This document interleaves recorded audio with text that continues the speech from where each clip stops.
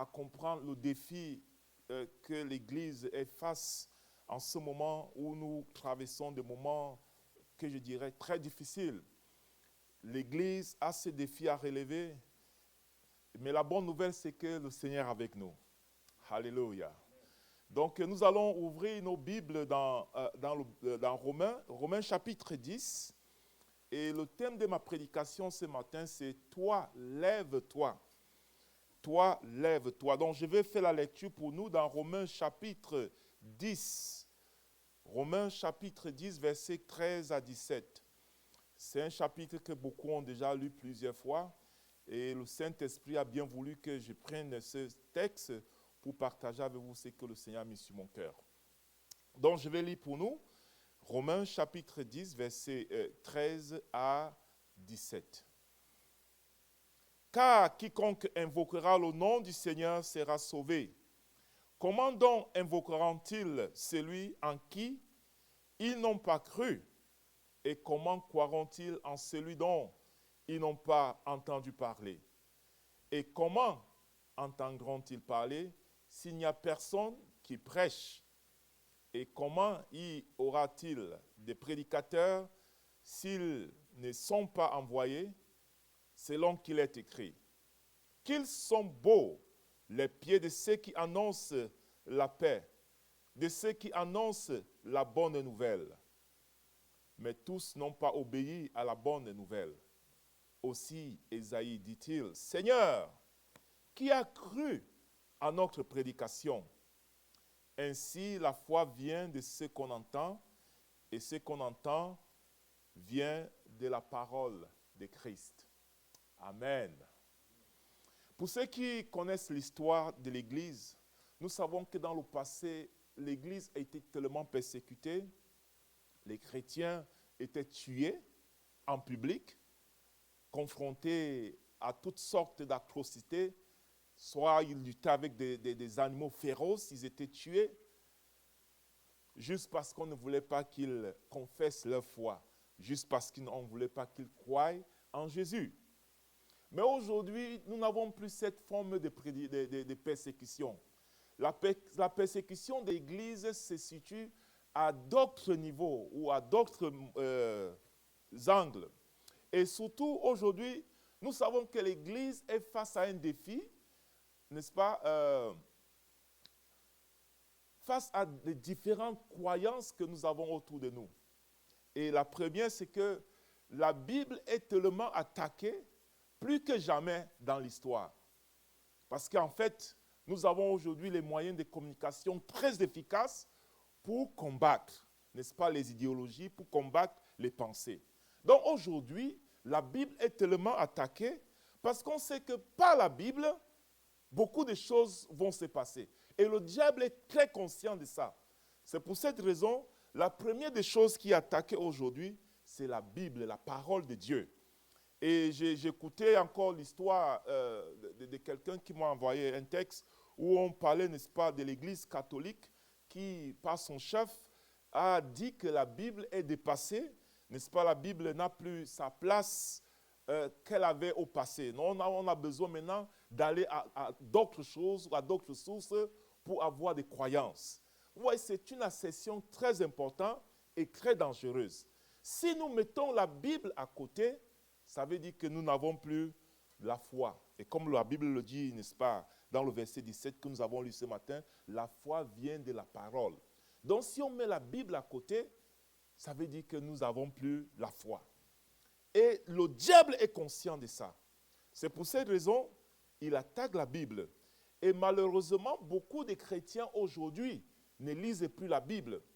Ils lisent bien d'autres choses, ils ont d'autres lectures, mais moins lisent la Bible. Et le diable, c'est ça. Bien-aimés, ce matin, je voudrais vraiment que l'Église se lève et fait face à ce défi. Le défi qu'est de remettre la Bible dans son autorité afin que nous puissions, n'est-ce pas, gagner la bataille. Et la deuxième des choses, c'est qu'en dehors, n'est-ce pas, de la Bible, il y a aussi les pensées, les courants philosophiques, les pensées des hommes qui influencent beaucoup de gens. Aujourd'hui, il y a plein de théories qui sont énumérées pour, n'est-ce pas, justifier la position de la foi de certains. Aujourd'hui, on parle, n'est-ce pas, que nous croyons en Dieu. On enlève le nom de Jésus, on dit nous croyons en Dieu. C'est bien vrai, on doit croire en Dieu, mais pour nous les chrétiens, nous croyons en Jésus. Parce que Jésus est le commencement et la fin de notre foi. Si nous croyons rien qu'en Dieu, c'est vague. Pourquoi? Parce qu'il y a plein de dieux. Il y a les dieux, n'est-ce pas, des traditions. Il y a des dieux, n'est-ce pas, de la philosophie. Il y a plein de dieux. C'est pour ces raisons, bien-aimés, pour être sûr de ta foi, il faut parler de Jésus. La Bible et Jésus. Voilà ces deux choses qui sont attaquées. C'est pour ces raisons, bien-aimés, notre évangile aujourd'hui a des difficultés. Nous avons des difficultés à prêcher l'évangile. Pourquoi? Parce que ces deux choses sont attaquées. La parole de Dieu et la personne de Jésus. Mais comme je l'ai dit, même dans l'histoire, ces deux aspects ont été toujours attaqués. Mais aujourd'hui, elle a plus de force.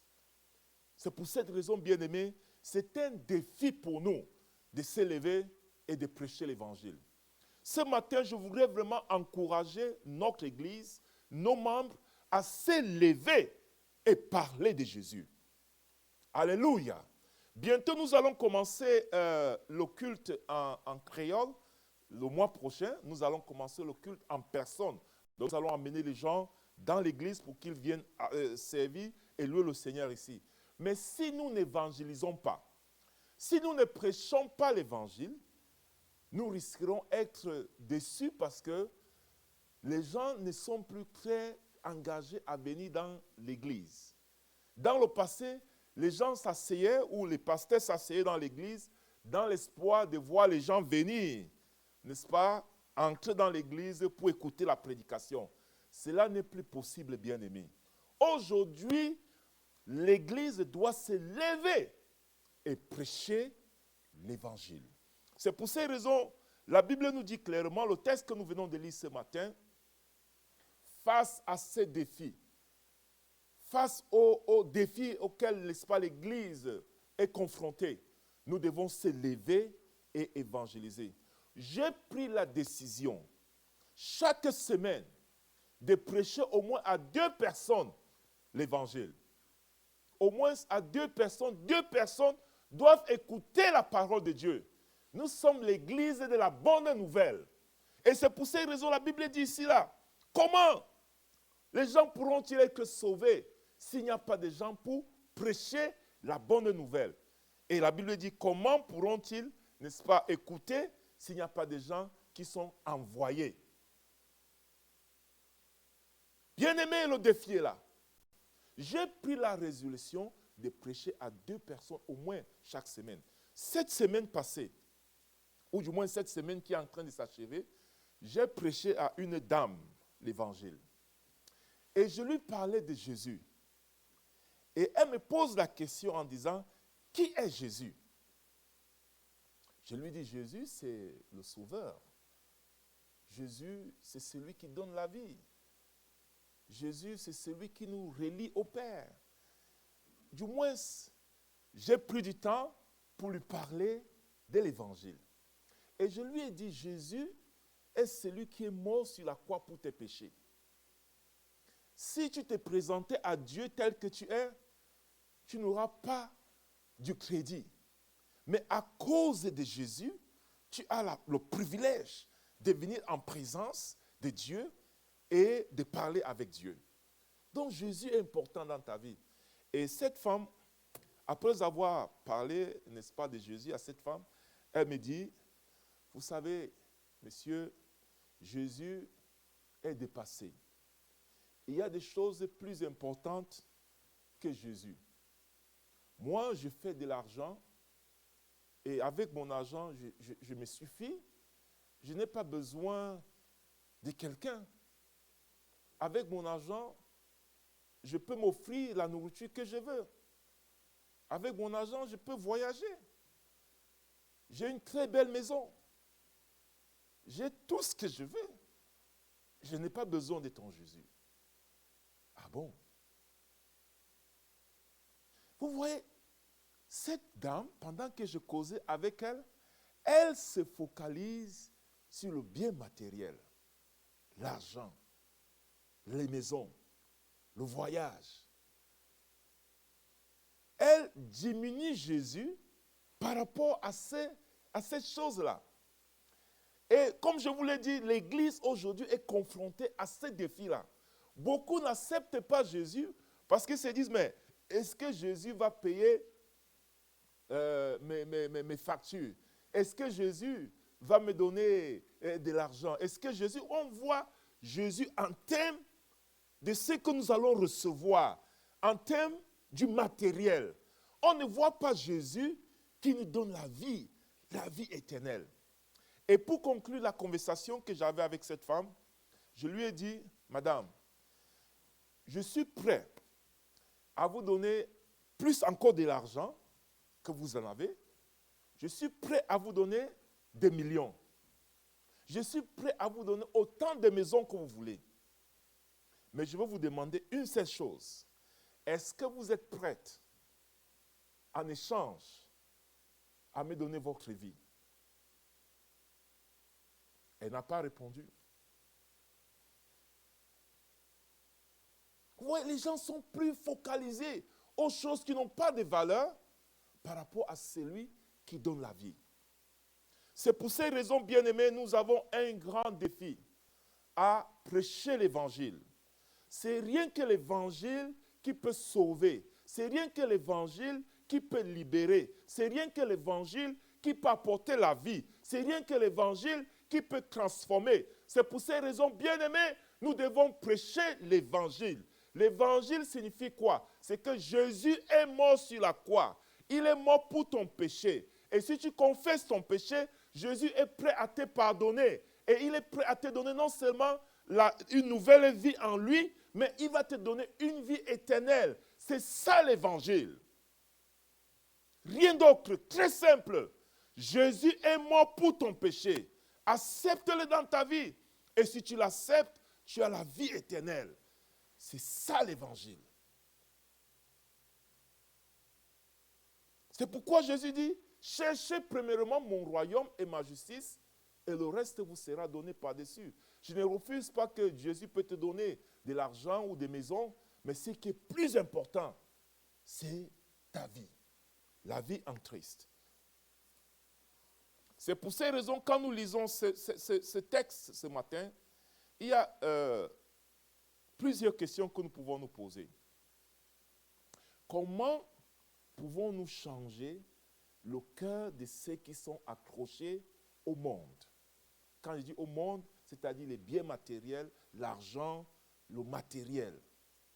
Comment pouvons-nous attirer les gens dans l'église qui sont à la course de l'argent?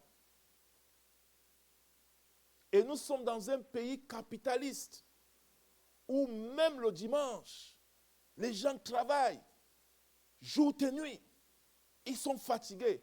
Comment pouvons-nous prêcher l'évangile dans ce contexte? C'est ça le défi.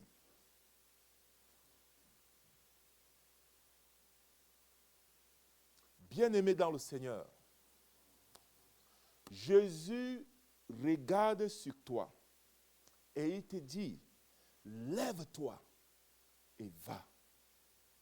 Parce que tous ces gens qui sont autour de toi, s'ils ne comprennent pas, s'ils n'ont pas entendu parler de l'évangile, ils ne seront jamais sauvés.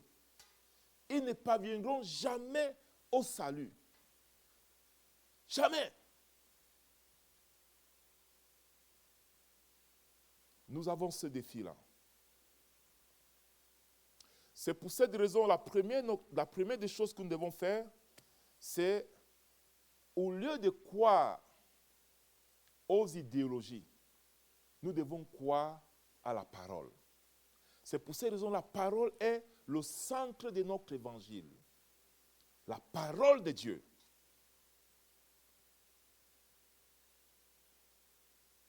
Au lieu de croire au groupe, aux dominations, nous devons croire à la parole.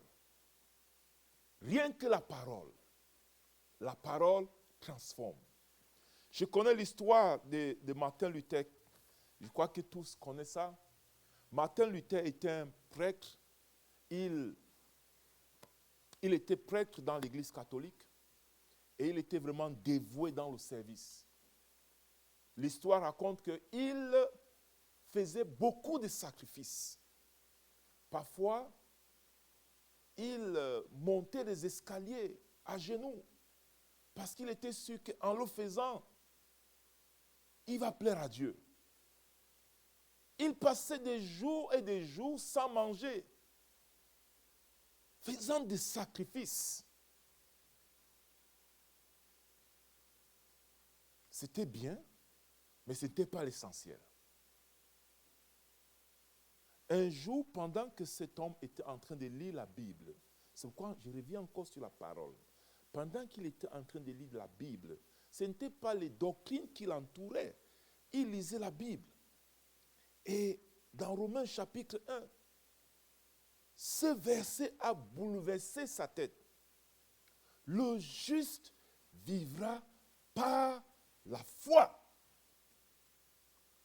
Lorsqu'il a lu ce verset, le Saint-Esprit est venu dans son esprit et l'a mené à comprendre ça d'une manière claire.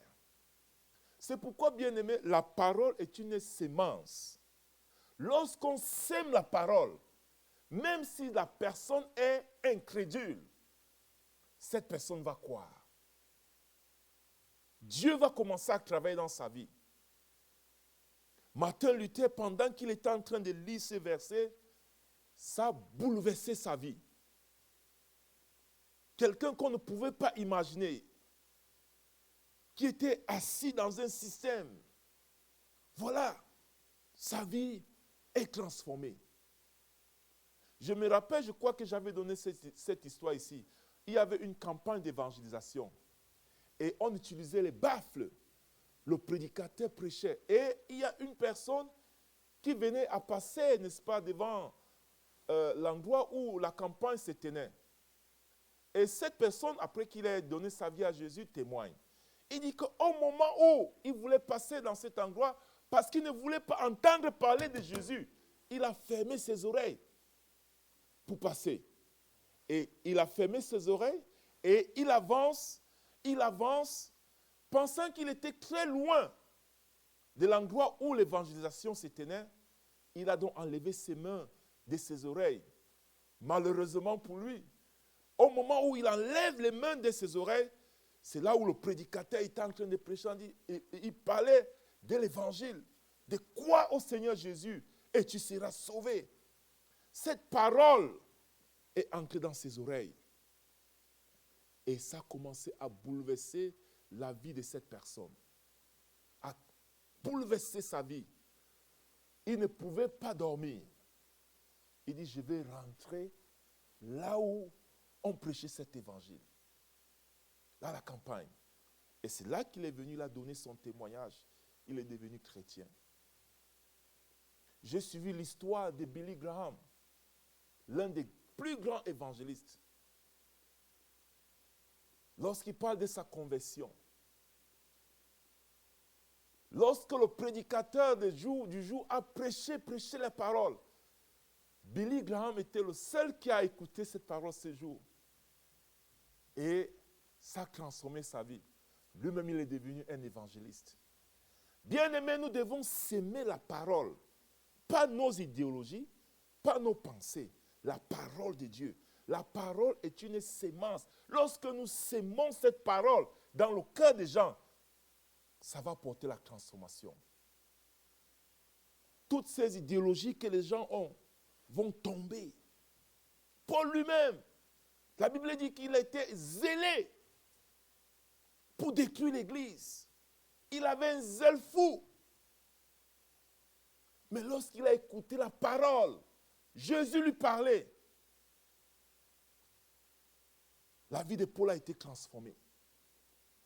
Bien-aimés, nous devons s'aimer la parole, s'aimer la parole dans le cœur des gens pour qu'ils expérimentent la transformation. Ce n'est pas la philosophie. C'est pourquoi la Bible dit dans 1 Corinthiens chapitre 1, le verset 22 à 23, la Bible dit, les Juifs, je vais lire pour nous pour ça, dans 1 Corinthiens chapitre 1, le verset 22, on dit, les Juifs demandent les miracles et les Grecs cherchent la sagesse. Nous prêchons Christ crucifié. Alléluia.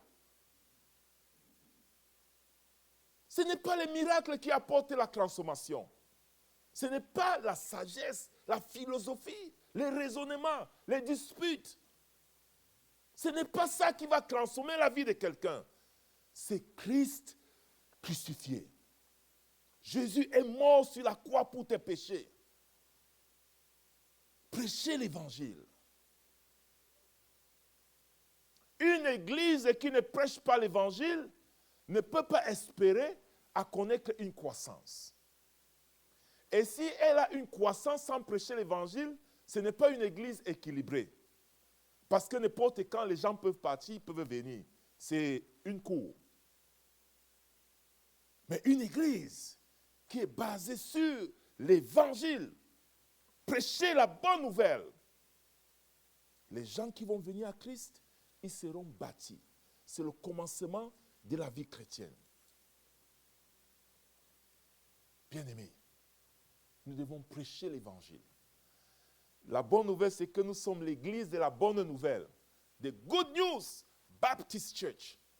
Nous devons prêcher la bonne nouvelle. Si, je vais te poser une question, toi qui me suis ce matin. Est-ce qu'il t'est arrivé de prêcher l'évangile à une seule personne dans ta vie? Deuxième question, est-ce que tu as prêché l'évangile et cette personne a accepté Jésus?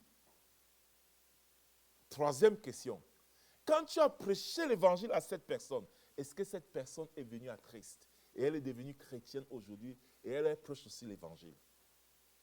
Si tu n'as pas encore fait ça, bien-aimé, c'est un défi pour toi. Tu dois prêcher l'évangile. Tu dois mener les gens à Christ. Alléluia.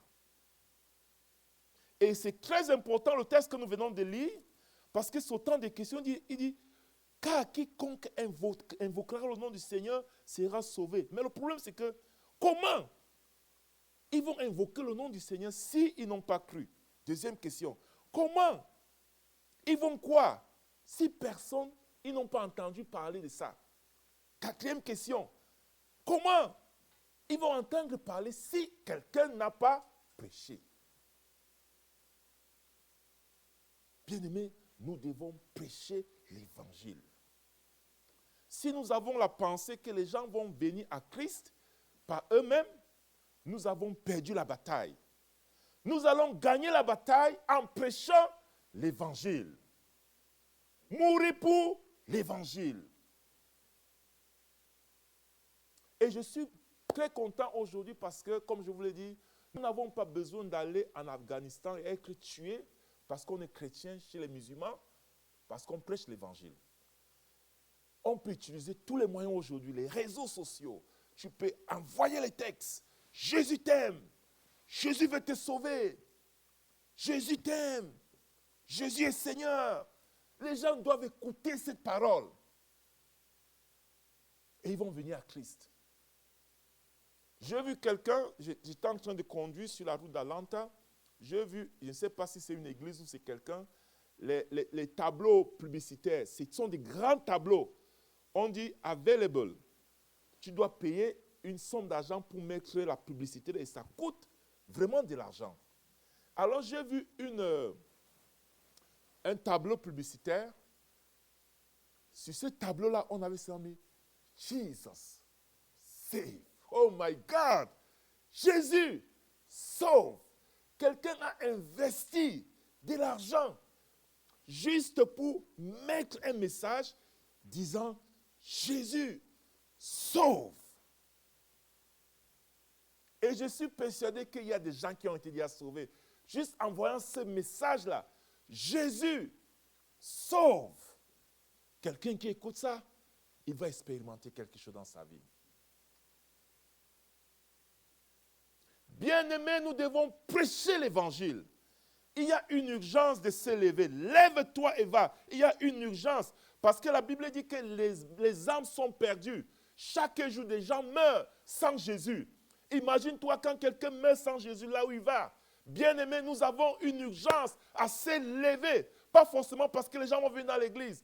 Nous avons une urgence en tant que chrétiens de se lever et de prêcher l'évangile pour que les gens soient sauvés. Ne sois pas à l'aise quand tu vois les gens mourir sans Jésus. Bien-aimé, lève-toi, prêche l'évangile. Prêche l'évangile. À temps et à contre-temps, prêche l'évangile.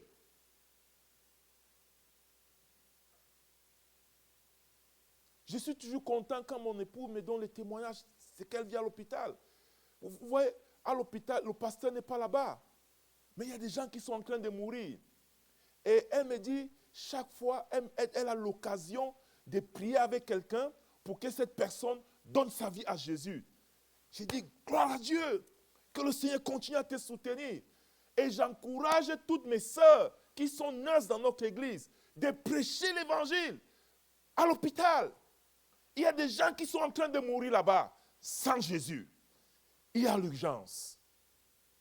Avant qu'on appelle le pasteur pour venir prier pour ces malades-là, il va mourir. Alors toi qui es nurse ou docteur à l'hôpital, prêche l'évangile pour que cette personne soit sauvée. Alléluia! Que Dieu te bénisse ce matin. Il y a l'urgence, bien-aimé. Et la deuxième chose, pourquoi nous devons prêcher l'évangile ou se lever pour prêcher l'évangile, nous avons la responsabilité de dépeupler le royaume du diable pour remplir le royaume de Dieu. Alléluia! La Bible dit que lorsque une âme est sauvée, il y a de la joie au ciel. Bien-aimé, fais la joie au Seigneur. Nous devons dépeupler le royaume du diable. Parfois, quand je conduis à Downtown, je vois les gens qui sont dans les boîtes de nuit. Oh mon Dieu, ils n'ont pas Jésus. Il y a l'urgence. Nous devons dépeupler. Bien-aimés, en tant qu'Église, nous devons évangéliser. Et je t'ai dit ce matin, si tu n'as pas encore prêché l'évangile à quelqu'un et que cette personne accepte Jésus, tu dois t'élever. Tu dois parler de Jésus. Tu dois amener les gens à Jésus. Nous devons avoir la passion pour prêcher l'évangile. Dépeupler le royaume du diable. C'est pourquoi le diable combat. Il combat jour et nuit pour que les gens n'écoutent pas l'évangile. Ouais, et Jésus même le disait dans la parabole. Lorsque la parole est sémée, le diable vient, il enlève. Pourquoi il ne veut pas que les gens soient sauvés? Mais est-ce que nous devons nous décourager? Non. Nous devons insister, nous devons persister pour prêcher l'évangile. Si quelqu'un, tu lui prêches la première fois, il refuse, continue, ne sois pas découragé. L'ennemi n'est pas content. Ne dis pas que, la personne, comme il n'a pas accepté Jésus, ça va, il va aller en enfer. Non. Bien-aimé, il y a l'urgence. Ne laisse pas cette personne aller en enfer. Prêche l'évangile. Des peuples, le royaume du diable. Et remplis le royaume de Dieu avec des âmes sauvées. La troisième des choses qui est la dernière, la Bible dit dans Matthieu 24 que jusqu'à ce que nous allons annoncer la parole, alors le Fils de Dieu viendra. Oui, l'Église a une grande responsabilité de la venue de Jésus. Jésus revient bientôt, oui, mais l'Église a une grande responsabilité de faire venir Jésus. C'est-à-dire, nous n'avons pas forcément besoin que les gens acceptent Jésus. Ouais, à ce niveau-là. C'est tout simplement d'annoncer. Annonce la bonne nouvelle. Make sure ou sois sûr que l'évangile est prêché à tout le monde, dans ta famille. Il faut que dans ta famille, chaque membre de ta famille ait au moins écouté l'évangile. Dans ton église, au moins tout le monde ait écouté l'évangile. Moi, je connais des églises où on ne parle pas de la bonne nouvelle, on ne prêche pas l'évangile. Les gens viennent à l'église, les gens louent, les gens donnent les offrandes, tout ça, mais à la fin, ils sont morts sans Jésus. Regarde dans ton quartier, Tu n'as pas besoin de les inviter forcément dans ta maison. Parle-leur de Jésus. Il faut qu'ils écoutent ça. Pour que le dernier jour, lorsqu'ils seront devant Dieu, ils vont dire, ah, j'avais écouté telle personne me parler de toi. Oui, je me rappelle. Nous avons cette responsabilité. Bien-aimé, lève-toi, lève-toi, lève-toi, lève-toi et prêche l'évangile. Lève-toi et prêche l'évangile. C'est-à-dire, ta situation, quand tu regardes le monde aujourd'hui, tu ne dois pas être indifférent. Tu ne dois pas être assis et dire, ah non, ça va, moi je suis sauvé, ça va, je vais à l'église, ça va. Bien-aimé, ne reste pas indifférent. Il y a l'urgence. Les gens meurent sans Jésus. Et les gens ont soif de connaître Jésus. C'est pour ces raisons la Bible dit, la foi vient de ce qu'on entend, et ce qu'on entend vient de la parole de Dieu. La parole de Dieu crée en nous la foi. La parole de Dieu crée en nous une confiance totale en Jésus. La parole de Dieu nous libère. C'est pour ces raisons, bien-aimés, nous devons prêcher. Nous devons prêcher, prêcher, prêcher, prêcher la bonne nouvelle. Je vais finir mon message ce matin en nous posant la question. Comment donc s'élever? Comment s'élever? Parce que le thème de ma prédication, c'est « Lève-toi, toi, lève-toi ». Mais comment donc s'élever? La Bible nous dit clairement, au verset 15, « Comment y aura-t-il des prédicateurs s'ils ne sont pas envoyés ?» Donc la première des choses, il faut être envoyé. Il faut être envoyé. Dans Luc chapitre 10, verset 1, la Bible dit que Jésus a envoyé 70 disciples, 2 à 2. Ouais. Mais il a d'abord envoyé les 12, mais ensuite il a envoyé les 70. Ouais, il les envoie. Il les envoie. Bien aimé, écoutez quelque chose. Quand Jésus envoie, l'évangile est simple. Tu n'as pas besoin d'aller dans une faculté de théologie où tu n'as pas besoin d'être consacré pasteur pour prêcher l'évangile. Quand la Bible dit qu'il faut être envoyé, ça veut dire qu'il faut être sûr que toi d'abord tu as accepté Jésus-Christ dans ta vie. Tu vois, j'ai accepté Jésus, maintenant je veux aussi aller partager ce que j'ai reçu de Jésus. C'est simple. Jésus m'a transformé et je vais aussi partager aux autres pour qu'ils soient transformés. C'est pourquoi si tu n'es pas qualifié, ne pars pas. La Bible dit dans Actes chapitre 16 que lorsque Paul chassait les démons, il y avait les fils de Séva aussi qui voulaient faire de la même chose. Ouais, ils sont partis, on dit, au nom de Paul au nom de Jésus que Paul prêche. Hein? Et la Bible dit que les démons se sont fâchés contre eux et les ont bien fouettés. Ils n'étaient pas qualifiés. Ils n'étaient pas les enfants de Dieu. Ils n'avaient pas accepté Jésus. Acceptez d'abord Jésus. Quand tu acceptes Jésus, le diable a peur de toi. Quand tu as le Saint-Esprit en toi, le diable a peur de toi. C'est pour ces raisons, c'est ceux qui ont accepté Jésus qui sont qualifiés d'aller. Parler tout simplement ce que tu as reçu. C'est pourquoi Paul, la Bible dit que quand il a accepté Jésus, dans Acte 9, il a accepté Jésus. Acte 26, il est maintenant face à Agrippa. Regardez ce qui se passe. Paul commence à donner son témoignage. Il dit, Monsieur Agrippa, tu me connais. Moi, j'étais celui qui tuait les chrétiens. Et il donne son témoignage. Sa vie avant de rencontrer Jésus, j'ai tué les chrétiens. Et pendant que j'étais en train d'aller à Damas, maintenant il dit comment il a rencontré Jésus. Pendant que je suis en train d'aller à Damas, j'ai entendu Jésus me parler. Et je suis tombé aveugle. Voilà son témoignage. Et après ça, ma vie a été transformée.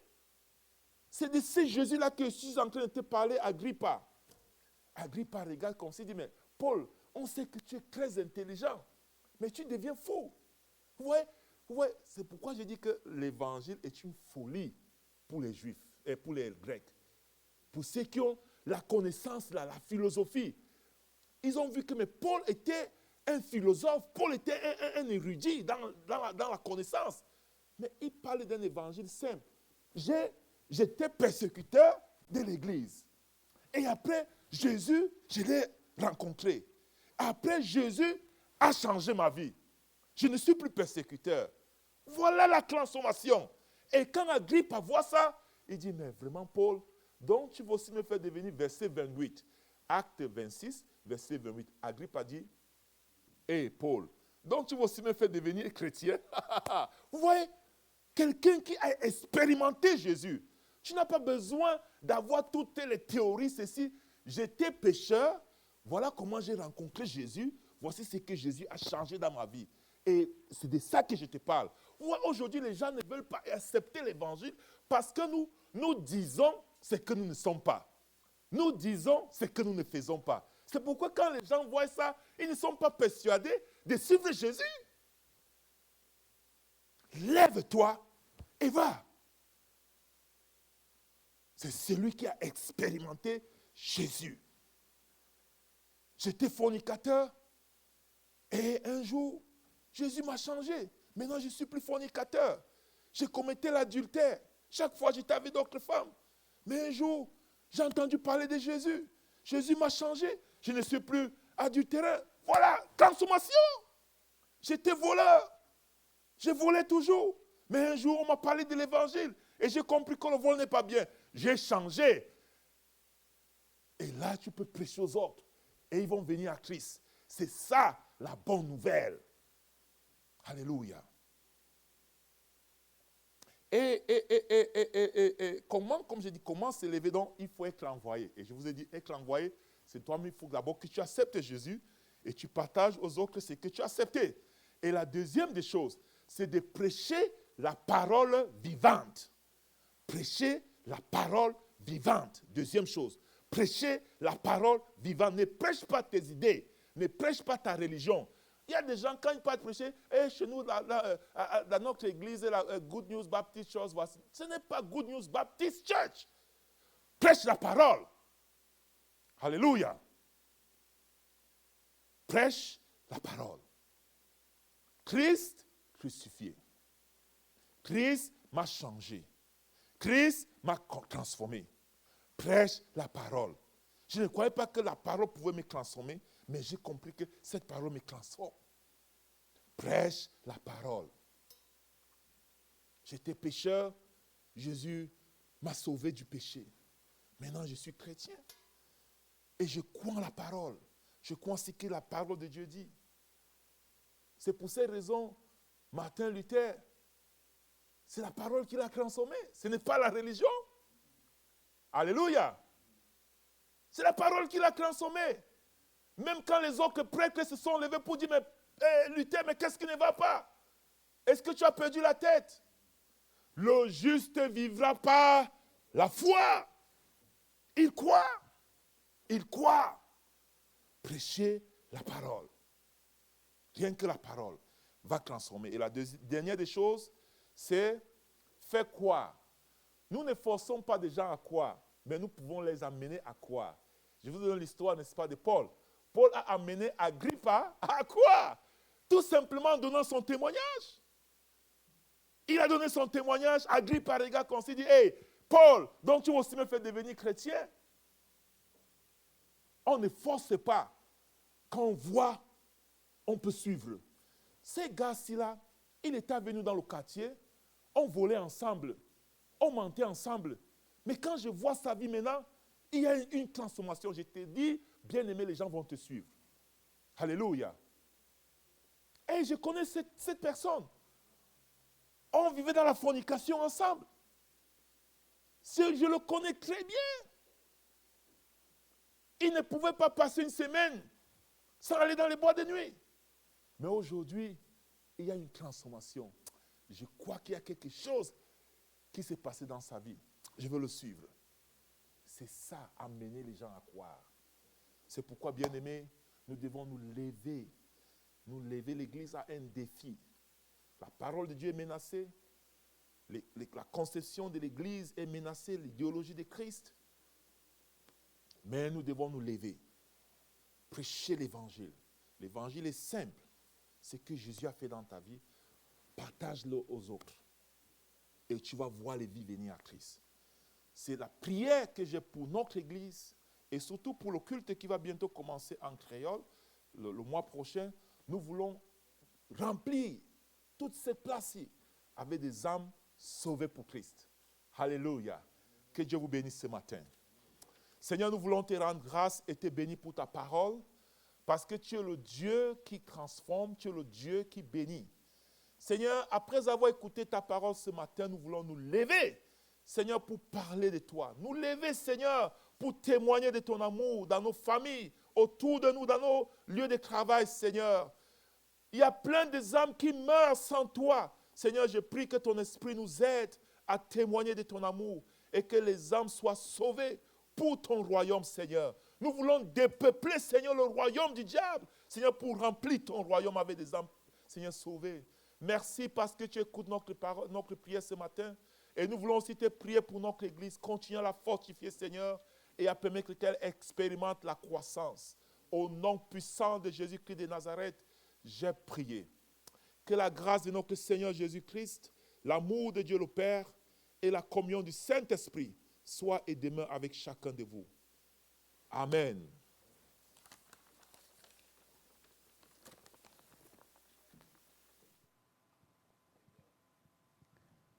Moi, remercie vous